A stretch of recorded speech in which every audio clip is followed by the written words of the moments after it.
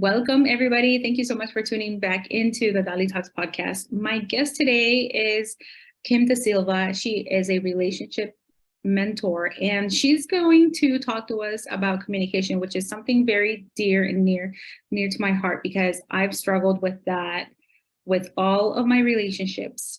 Sometimes we think we're saying something the way we want it to be heard, and it's not, and we find out the hard way. So, Kim, thank you so much for being here. So tell me, how did you get into this field? Sure. So thank you for having me. And Dali, as you started to speak just now, and I'm looking at your background, do you know what I remembered? So Dali and I have known each other now for a few years. And you were the very first person who interviewed me. Oh, that's right. I do remember that. You were so nervous. Yes. And I started laughing at myself in my mind, thinking about how all the anxiety I'd had leading up to our first conversation. I know. I was like, it's okay. It's just a conversation between the two of us. Nobody's watching.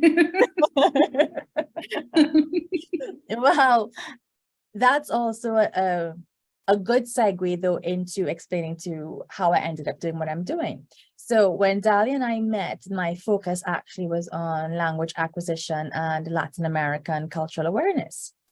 And over the years doing that, one of the things I noticed was this gap where there were a lot of women who wanted to learn the language, wanted to learn about Latin American culture, primarily because they were in relationships with partners from Spanish-speaking cultures.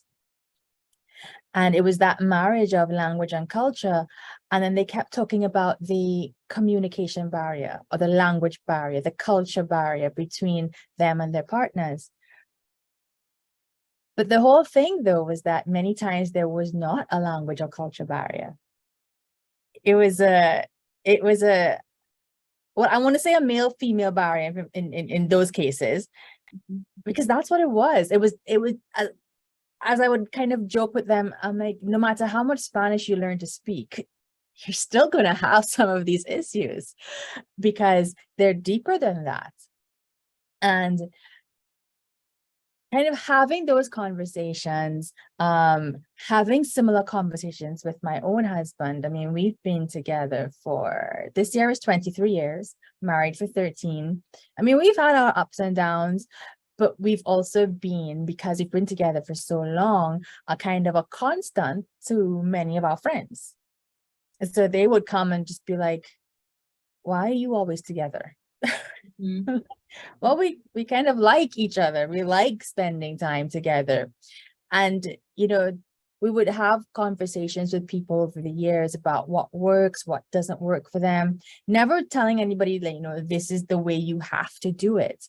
But it was also this kind of recognizing that within our pairs, there was this kind of idea that, we were on to something. But again, we're not perfect, and we've made lots of mistakes along the way. And in my own coaching, going through some of my personal development, I mean, Dali, you are a business owner, starting a business, running a business is like one of they say it's like the biggest personal development course you'll ever do. And yes. And, that it was a very stressful time, and a lot of insecurities were coming up, and they started directly impacting, how I related to my husband. I was doing things like, taking my own limiting beliefs, my own self-doubts, my own anger at myself, and directing it towards him, and then driving this kind of wedge between the two of us. And it was in my coaching, at one point, my coach was like, let's pause on the business stuff. What is going on with you? And we started breaking it down. And then I started seeing some of the very same things that I had been telling people for years, that I was now making those mistakes. But because it was me, we have blinders on when it comes to ourselves. Oh, yeah. That's the whole thing. People think, well, I know myself. Yeah, we know ourselves, but we're also completely blinded because we know ourselves and we're so familiar with ourselves. So it was like, I don't want to say a come to Jesus moment, but it kind of was, because, you know, I was taking this really good, valuable relationship and sabotaging it every which way I turned because I was angry at me. And so again, taking, you know, what we were learning there and then applying it, and meeting more and more people where I was seeing the same pattern being repeated, and having some of the skills that I had built up over the years, and then some of the skills that I was learning, and even, you know, and I'm sure many of our listeners here today, they've done the Tony Robbins stuff. They listen to the podcasts, they read the books, you know the little things that you can do to improve yourself, to improve your relationship, but are you doing it? Exactly. Yeah. So it was the idea of making these things systematic, creating those new habits that would improve my life and by extension my marriage. And that's a very long-winded way to explain how I ended up in this field. But it's really interesting, and thank you so much for explaining it, because you hit a lot of really good points there. You know, doing the work yourself, and it's also looking within is harder because you know yourself so well that you do have those blinders. And I tell people the same thing about like parent coaching, because, you know, I'm a parenting coach and I have had to advocate for my children, you know, against bullying and stuff. So sometimes I'm in it and I'm like, oh my gosh, what do I do? And then I was like, you know, what's holding me back? I coach all the time about this, but then when it comes to me, I'm like, wait, because it's clear when you're from the outside. When you're Yes. from within, you're over analyzing, and I'm an overthinker. Mm. So in my relationships with my kids, my husband, my in-laws, my sisters, my brother, everybody, right? Yeah. And before we began the recording, I was telling you, you know, I used to think I was a good communicator until I had my own aha moment and realized that my style was not welcomed and nobody liked it because it was too blunt, pretty much too direct, and not everybody's used to that, right? So when you're used to doing or exercising your communication style for so many years this way, and then you look back and you're like, oh my gosh, the damage I've caused, you feel guilty.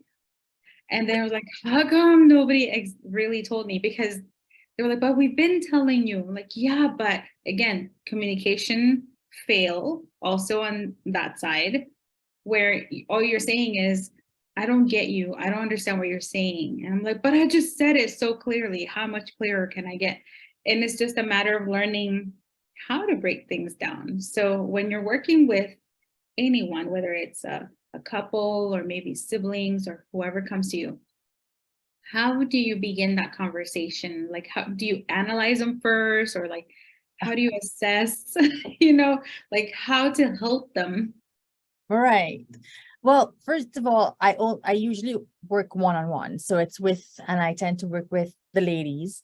And again, because very often they're the ones who are hunting down solutions for a particular problem. So, okay, that's where we start. Now, of course, communication comes up over and over again. I think we are sometimes, because it's just written every single place and we hear it in every single direction that we go, we just assume the default fix is better communication. Everyone says, that's what I need, communication. I have actually got to the point where I am so freaking fed up of that word. And what language we put it into. It's almost like I'm not even going to say a placebo. It's a word, a catch-all word at this point. Yeah. So if you come to me and you tell me communication is your issue and you want to fix your communication, well, the first thing I need to know is, what is your interpretation of communication? Yeah. And your interpretation of communication actually can change from situation to situation. And we tend to think talking is the answer. Because, well, isn't that what communication is? Talking? And then what I would say is that the most effective form of communication is consistent action, because your actions don't lie. Yes. Oh, yes. Your tongue. Yes. I am a true believer of that. And I say that so much, especially to my kids. I'm like, I don't want you to say this. I want to see you do it. And they're like, they roll their eyes. We're like, oh, mom. I'm like, no, really. Like, you can't just say something and not do it. Therefore, then those words are just nothing. Yeah. I feel like for me, it is more hurtful when somebody says they're going to do something and don't do it. Because now for me, that just became a lie. And therefore I now do not trust you. Do not trust. Exactly. Yeah. Because you don't do what you say you're going to do. And that is so important. And that's why there's this kind of there's also this way of approaching it. Don't tell me what you're going to do, just do it. Then tell me you've done it. Yeah.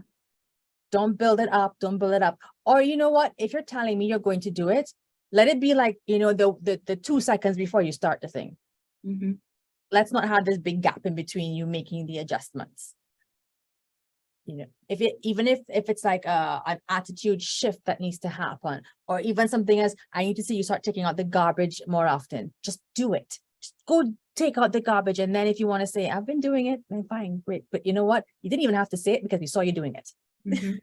So yes, one of the biggest issues, again, with focusing on the words, it's that sometimes we have a whole long list of things that we want to talk about, that we want to express, but then our partners may latch on to a particular thing that we've said. And then that becomes the conversation topic. Oh, yes.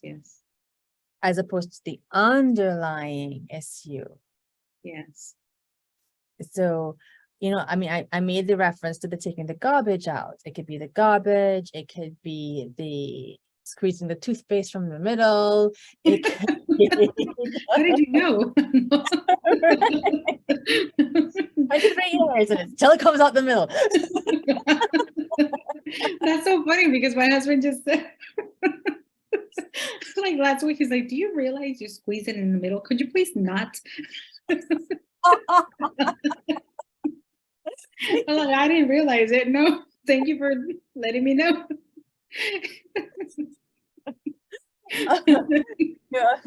Emptying the dishwasher, these are just the kind of funny. And actually, if you can find the humor in it, it will go a long way to helping you cope with it. Yeah. But the thing is, it's not about the toothpaste being squeezed from the middle. Like, you can have that argument and about it over and over and over again. But what is underneath that? Well, it's a couple of things. It depends on your circumstances, but part of it is you just ignore me. I don't feel seen. I don't feel heard. I don't feel understood. So, and then your partner might look at you like, it's just toothpaste. But it's not, we're not actually talking about the toothpaste. And this is where I talk about the words getting in the way. The words kind of cloud sometimes. What are the emotions? What are the intentions? What is the thinking behind the issue? So how do you help somebody get down to that issue? Because that can be very hard to get to, because I've had those moments. Thank goodness the toothpaste one, it was not really like one of those detrimental ones, but I have had those moments where, my husband or my kids might say like, but you don't do X, Y, and Z. And I'm like, oh, and then exactly what you said, I hang on to that one part that they said. They're like, you just don't get it. And then I'm frustrated, they're frustrated. Yeah. And we're trying to figure out what the deeply rooted true issue is. Mm-hmm. And it's hard work. So sometimes, you know, I go to my child's therapist. I'm like, we had this argument, and this is what she said. Can you help me unravel this? Like, what? Like, help me decode this. Yeah, There's yeah, something there. Mhm. exactly. It is exactly that, helping decode it. Well, it depends on which side you're taking it from. So what you could do, even from your perspective. So, let's talk about, okay, I mean, I know we're joking about the toothpaste, but if you realize you are getting angry about this over and over again, you have two choices. One, you can decide it is just the toothpaste, or it is just an argument about whatever it is about. Can I let it go? Mhm. Is this really going to impact how much I love this person? Is this going to impact how I can live with this person? If you decide you can let it go, then literally let it go, be done with it. Do not revisit it. Do the thing yourself, fix it yourself, whatever it is you have to do, and move on with your life. If now you decide, no, this is something that needs to change because it's only going to ramp up in intensity. Now you have to start asking your questions. Why? When it happens, what does that trigger in me? What else triggers this? Why am I feeling like this? What can I do to change it? How can I express this to my partner? Or as you said, in some cases, it's your children. But this is you kind of addressing the situation and working out how you feel about it and why. And then when you get to the bottom of it, then you can bring it up to your partner. Because what happens at that point too now, if you can get yourself to that point of this is what it feels like, this is what my issue is, then you can be more neutral about it when you talk to your partner about it. And then again, not making it about the thing that always happens. So you could even frame it as, how we're always arguing about the wet towels on the floor? I'm not actually angry about the wet towels. And then you start to express yourself about what it is that has been bothering you. Mhm. Now, here's the other thing. I'm not telling you to do all of that. And at the back of your mind, you're like, right, I've done this. So now he or she's going to change.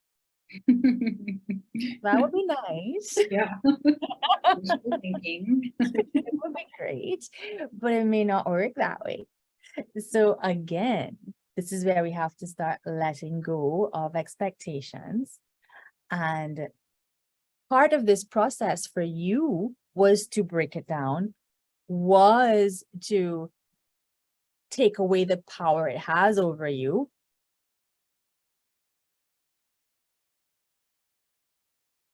And then again, you decide, how am I going to treat this going forward? You may have to remind. You may have to have that conversation again. You may now start to notice the same thing in other circumstances.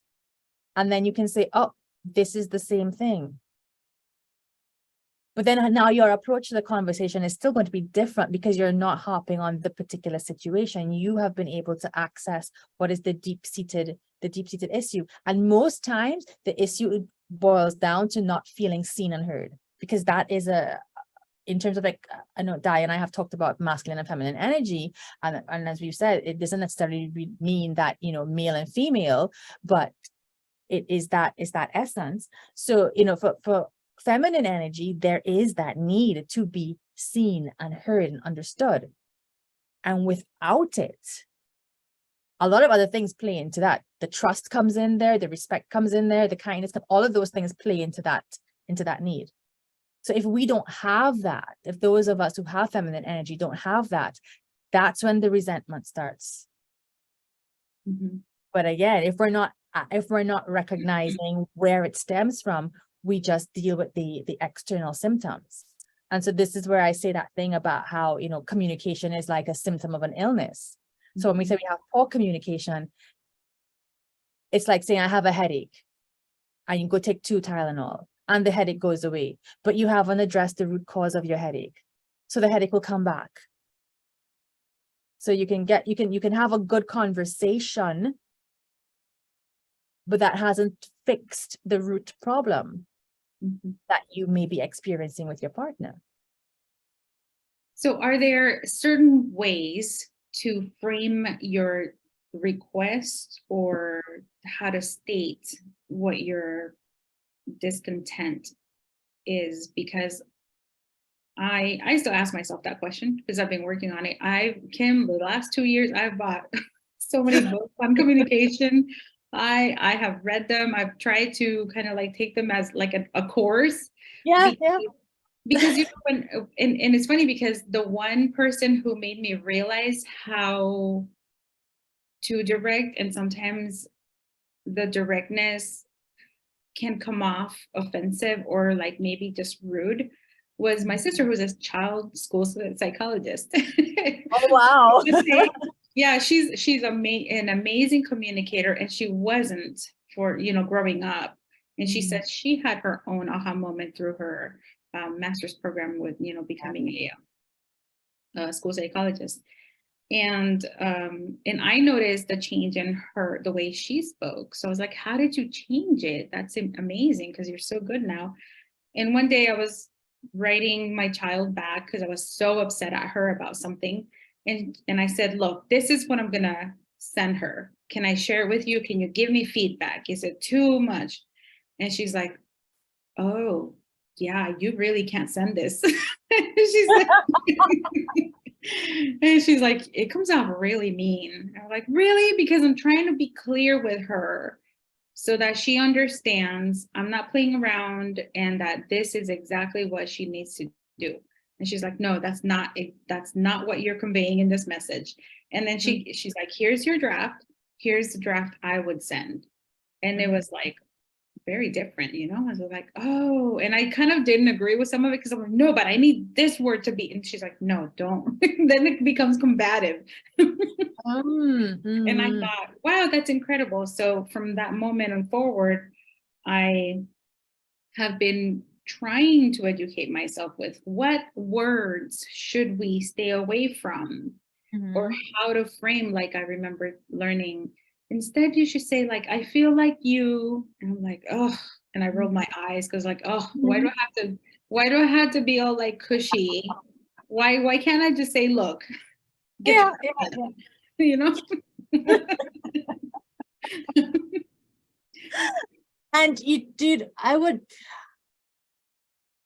in a predominantly healthy relationship, I think there is scope for sometimes that bluntness, because if you have to keep filtering every single time, then it does get tiring. I'm not saying filtering is bad, by the way. That's I think true. if more couples filtered, they would be happier, because there are some things you don't need to say.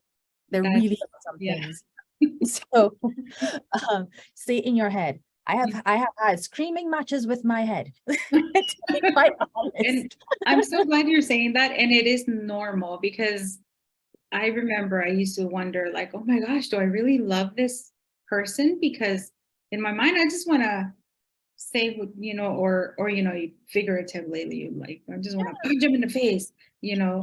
You're not going to do it, but No. you're that angry, you know.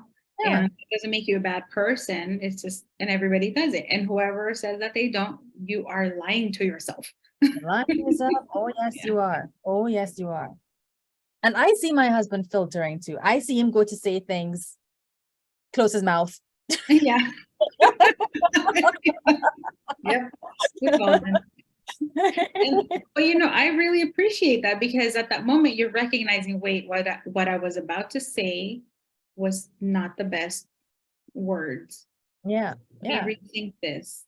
Yeah. And that is key. Now there are just like two things. There are two different aspects here. One is, you know, how you start the conversation, you know, to take away the accusations and just make neutral statements. And then the other one is the pattern interrupt. That's where you do something to stop yourself from spiraling into the same argument that you've had over and over again. So I'll start with the reframing. So that when, you are trying now to express what your needs are, it's not a matter of you don't ever do this, or you need to start doing this, or you have to stop. If you're starting a conversation, so this kind of goes back to what you said, you are starting with you. This is a you first kind of thing. Mm-hmm. And so then, yes, you do start with I feel, because that is true. Mm-hmm. Yeah. This is how you feel. And your partner has no control over how you feel. I mean, sure, things they do can affect your mood. I'm not saying no, but the fact is no one can tell you you don't feel what you feel.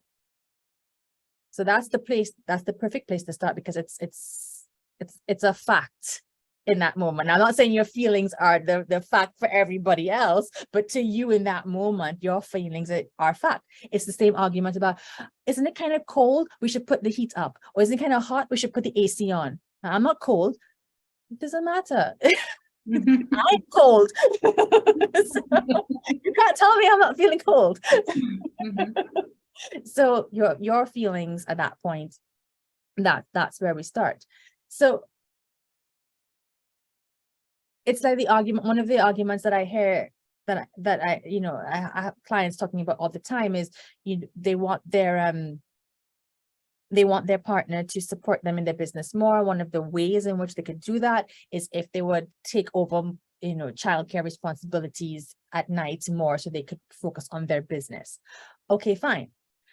But often what happens is that conversation comes up in the heat of you trying to, send 10 emails, and there's a child trying to get your attention, and there's a husband or a wife who's sitting down there perfectly fine doing nothing, and you're watching TV or scrolling on their phone.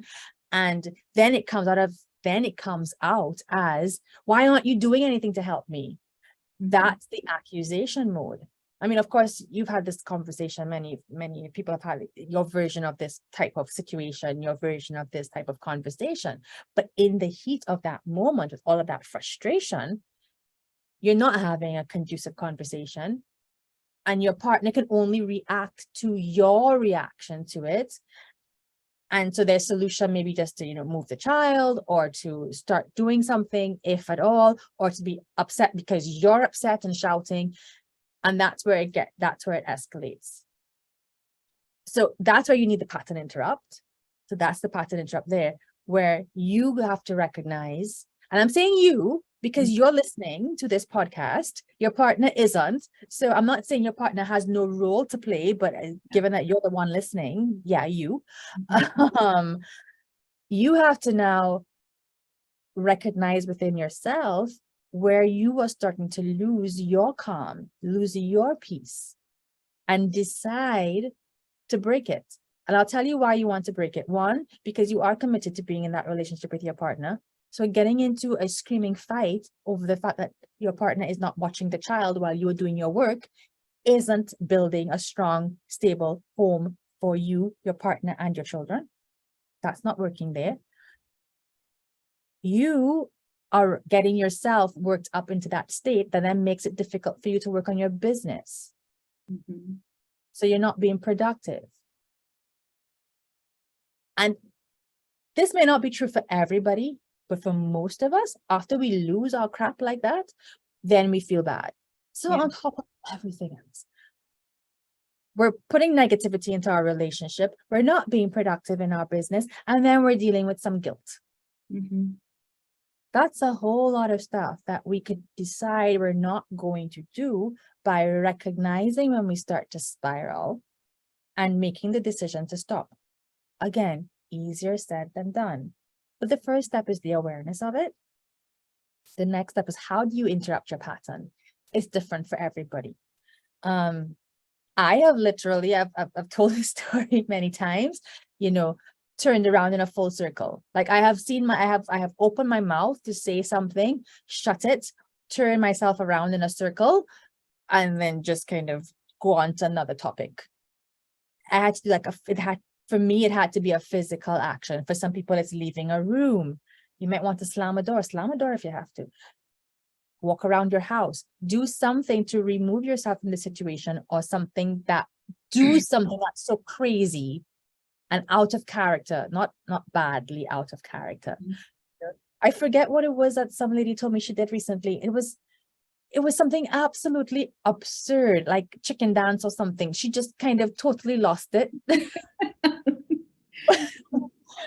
But it was just that thing to break the spiral and kind of have that mental reset. It just takes a few seconds. Again, not saying that you ignore the issues. This is something you will have to address because it keeps coming up, but that's not the time to address it. You know, I had a hard time accepting that my children or my husband, because this has happened with all of them, were not ready to have a discussion, but I was. And I wanted to force it because in my mind, somehow, I believe that the longer you let something sit, the worse it gets. So I was like, no, we got to talk about it right now. We have to talk about it. No, right now. Otherwise, this marriage is going to end, or these kids are never going to talk to me when they grow up and move out. We're going to be that estranged family, you know, the fear, right? And I didn't realize that, especially the one with my husband years ago. When he was just annoyed, and I don't blame him now that I look back, that I was just right behind him, like following him from room to room. No, but we have to talk about it. It was like, stop. And it's funny because it has kind of like reversed at some point, and we've been together 24 years. So it has shifted where at one point it was me going behind him, like, we got to talk about it. Then it was him. No, and I was like, no, I just leave me alone. Following me into the bathroom. I'm like trying to run away from him. Like, leave me alone. And I think that was part of the work that everybody could do, is to recognize why you feel the sense of urgency to either run away from that conversation or to have that conversation right away. Yeah. Because that was actually hurting us, not knowing why we were doing that. That was actually hurting because it comes off different, right? Like, I remember my husband was like, oh, you're so annoying. You just want to talk, you want to make me do what you want. And I was like, no. My intention is to like save this conversation from it becoming something worse and ruining our relationship. Exactly. And that's exactly that. That is exactly it. And again, with masculine energy, very often when they get those kinds of frustrations that sound like accusations hurled at them, there's this kind of disconnect and shut off, because if they're not speaking, they can't make it worse. But as you said, the roles can switch. And yeah, I've been there too. I think a lot of us. Yeah, exactly. I mean, when you've been with somebody for, decades, things change all the time.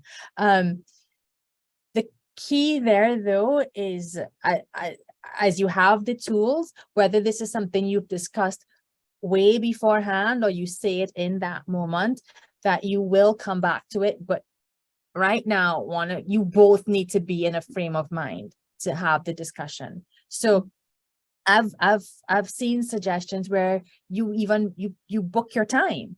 So it's like, okay, I can't do this right now, but let's try, this evening after work, or let's try, tomorrow night at whatever time. And again, you're not booking it 2 weeks in advance, 2 weeks out. So it needs to happen soon.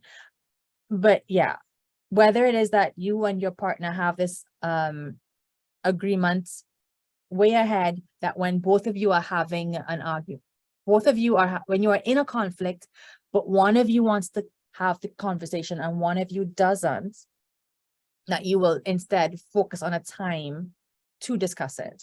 Because there's no point in having the conversation when one person doesn't want to do it. Yeah. For some people, you say, but they never want to come back to the topic. That's different.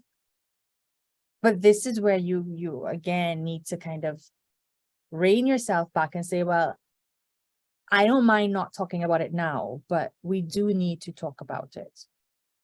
So how do you help someone face that tough conversation? Because I've been there too, right? With certain people where at first I'm like, okay, we don't have to talk about it right now. But then there's always a reason. There's always, oh, not right now, not right now. Time goes by. I'm like, okay. So what methods can we use to finally get that person to just have the conversation they've been avoiding? Right. So let them choose the time. Of course, and influence that time as much as possible to be as soon as possible. But then, yes, you kind of want to get them into a place of, you take the lead, you set this time. No, we cannot ignore it. So being firm, but without being, not following them from room to room to room to room, Right. but just say, okay, I'm going to stop now, but you tell me when we can have it. Okay. It kind of needs to be those choices. Yeah. All right. And then in terms of having the conversation now, we come back now to this idea of, what does that word communication mean to you?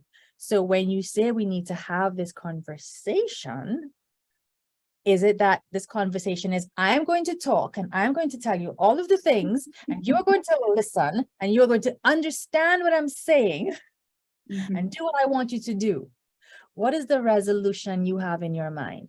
Because I can tell you, I have had like lots of conversations with my husband in my head where I know exactly what I'm going to say, and I know what he needs to say back, and I know what he's going to do after I say what he has to do. And it almost never works that way, because a whole other person. So you now get to decide, what is it that you want out of this talk? If in your mind talking means that after you talk, your partner is going to do exactly what you say, you may want to reevaluate your definition of talk. Your partner may also be avoiding the conversation because in the past, that's what talk meant. Oh, yeah. Okay. So, and again, I keep saying you, I'm not saying your partner doesn't have their responsibility. I'm not at all saying your partner is perfect and free of blame. But again, you are listening to this. So, yeah. What does that talk mean to you? And bear in mind, for everything you feel, for everything you think, for everything you do, you own that. It's yours, but they own theirs. So you can't tell them how to think and feel and act. Yeah, that's true. No matter how much in your eyes it's obvious that this person should feel like this or that. Yeah.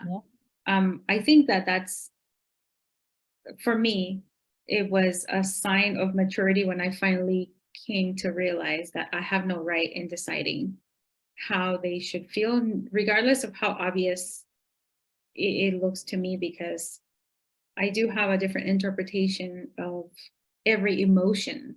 And I think, like, we expect people to cry when they lose somebody, but that's not necessarily true. Just because they're not crying when they lose someone, to whether it was death or a breakup, people grieve differently. So it's not my right or anybody's right to tell someone how they should express that emotion in order for them to believe that they're really feeling that emotion. So like if my loved one, if I feel like they should be really sorry for something they said to me, but they don't show it, like I used to accuse them, like, you don't even look like you're sorry, Right. Yeah. You don't even cry about it. Like, how could you not cry about it? And I'm crying about it. Like, that's a human emotion. I just don't get it. And they're like, I don't know. I don't know. This is just how I feel. Like, I can't cry about it right now. And so Yeah. that was offensive to me. It was like, ah, how dare you? It's not that meaningful to you, you know? I was like, oh my gosh, I was so immature. Like I just did not, nobody explained that. It's something that now I look at it, I'm like, it's kind of obvious, but then again, it's not, you know, Yeah. because we're not taught these communication things at a young age. We've just communicate. We've been pretty much just winging it, Yeah. really. Yeah. We have been. We really have been, because And people don't have to, yeah, because they have you now. But, you know, the other thing, just one last point on communication. We've been doing it since we started to talk. We've been communicating, and one of the things that a lot of we have a way of saying of belief right now that women or feminine energy have a better way of accessing communication than men or masculine energy. And that's a very biased assumption. We have different ways of approaching it. Communication needs from men are different from the communication needs for women. That's okay. One is not bad. One is quieter, one is more internalized, and the other is more open. The other is more for sharing. That's okay. And there's no reason why both can't work together as long as both people understand that.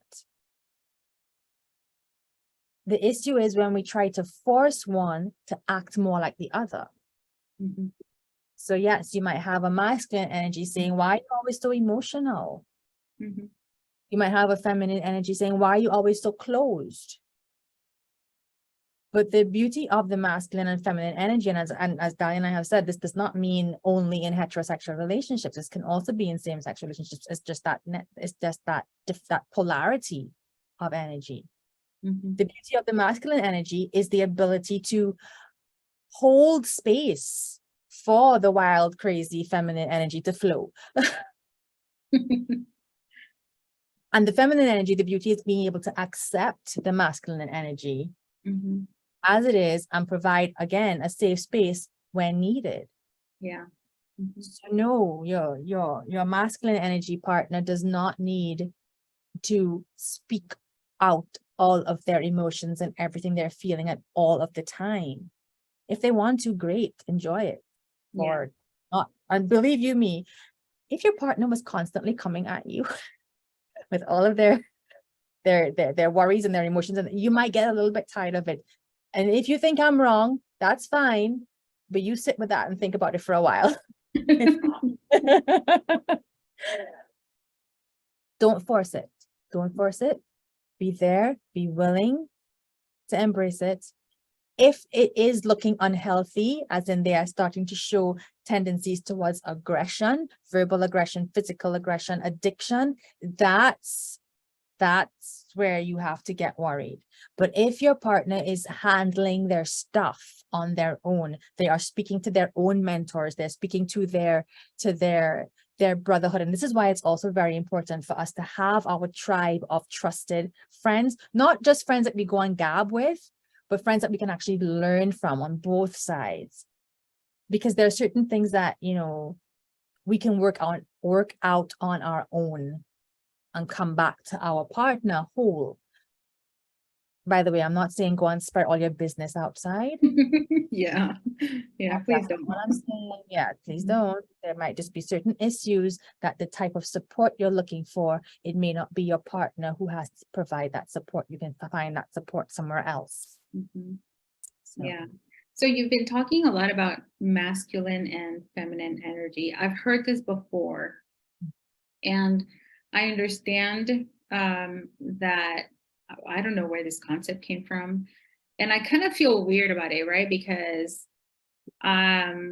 genderizing, I guess like energies is weird Yeah. to me. Yeah. But I kind of understand what you mean, because society genderizes so many things. Like, you know, they say women are more emotional, but really I know so many men that are very emotional. Yeah. But one thing I wanted to make sure that I mention here is that I've noticed that just because you're a woman doesn't mean that you have just feminine energy, Correct. right? Like men and women can have both. It's just that sometimes that one energy stands out more than the other. Because I know for me, I've been told by people who really truly believe in masculine and negative energy that I'm very masculine energy. And that bothers me, because I'm like, why is it gotta be masculine? You know, why can't it be strong Right. feminine energy? You know, but regardless of what it is, right? I think the point is to recognize that there are some areas that we're both gonna be a little more pronounced in, and that's okay. That's okay. Yeah, Yeah. exactly. And we have both. And as you know, when you're building your business, they tell you, step into your masculine. I'm like, what? Yeah, people have told me that, and I'm like, ugh. It's, Yeah, it's like, but some it's, people love that too. They love to embrace the genderized energies. I just want to make that make sure that I mentioned that in the podcast, because I know that it's still pretty new for the most part, because I don't hear too many people talk yeah, about it. And then when they do, they're like, wait a minute, what is that? What do you mean? And I right. yeah, I think there's, you know, pros and cons to seeing it that way. There Um, are, there yeah. are. For me, I use it to kind of, I mean, as Dali and I have talked about, my clients have been women in heterosexual relationships. So that's why I would naturally say he and she, but that may not be the case for everybody. So that's why I sometimes use the masculine and feminine construct, Yeah. Yeah, and kind it of helps give some of because those. yeah. Yeah. And I think it does help explain to people how those the communication Yeah. um how it Styles. can go. Yeah, because truly, yeah, I mean, men have been taught to be a certain way, women have been taught a certain way. So using the masculine, feminine energy um I don't example can help further explain, you know, Yeah. how the communication can go. Yeah. So if people want to reach out to you and work with you, how can they do that? Sure. Well, I do have a new website. It's under construction, but you can still get the key information from there. It's www.kimkdesilva. Or you can look me up on Facebook and send me a direct message. That's fine as well. So those would be the two easiest places to find me. Yeah. And I know that you're very active on We Meet Wednesdays. Yes, I So am. please, yeah. So tell us a little bit about that in case people want to join it and listen to your talks before deciding on working with you. Okay, so We Meet Wednesdays is actually a networking platform, and it meets every Wednesday. And you have the opportunity to network in big groups and small groups, to do speed networking, to attend workshops. So all throughout the day, there are workshops being hosted. You can hop into the meetings, hop out of the meetings. You're not required to be there all day. It's just a matter of when you're free. If you join the platform, you will have access to replays. And I usually present every fourth Wednesday. I don't want to say every fourth Wednesday of the month, but we are on a rotation. So you're not going to get the same people every single week, but you will see the same people every 4 weeks, if that makes sense. Mhm. So my next one will be on May 10th, I believe. Awesome. Yeah, because I was listening to the one from yesterday, which was really good. And I highly recommend people listening if you want to get more a better idea or more of an idea of what topics you talk about, to check you out. And hopefully this conversation was a big help. I loved it. I mean, I have so many more questions, but I want to keep it short because I know you have stuff to do. I have stuff to do. But thank you so much, Kim. I really appreciate you. And I'm so glad that you came out of your shell. Thinking back again to that first time, the interview. But we always start that way because I remember I was like that too. I was so worried. And here I am. Just Yes, like, you are, yeah. it's like, oh, jump in a Zoom? Yeah, sure. Jump into live? Yeah, let's do it.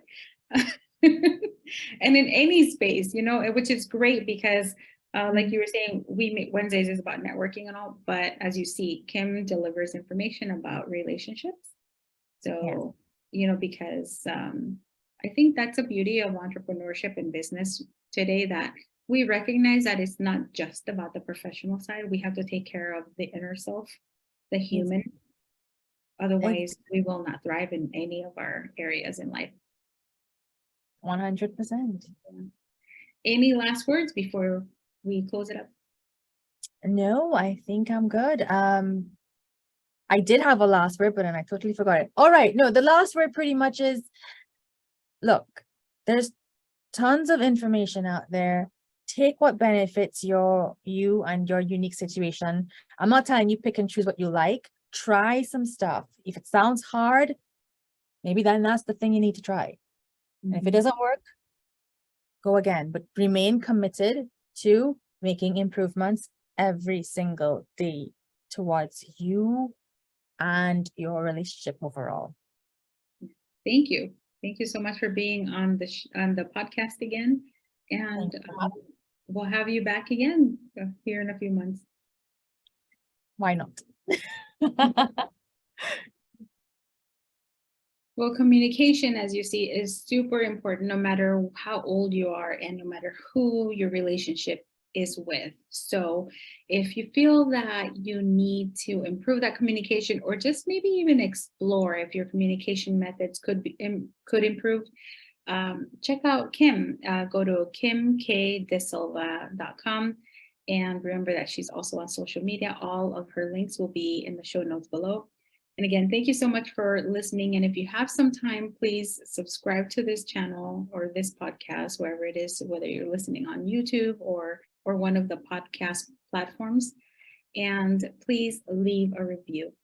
Thank you so much. And until next time. Hey, did you like that episode? If you did, be sure to subscribe to this podcast wherever you may be listening and write a review. If you want more tips or some behind-the-scenes videos, make sure to follow my mom at DaliTalks on Instagram. You can turn on notifications for her posts and stories as well. Thank you so much for listening to this podcast. See you next time.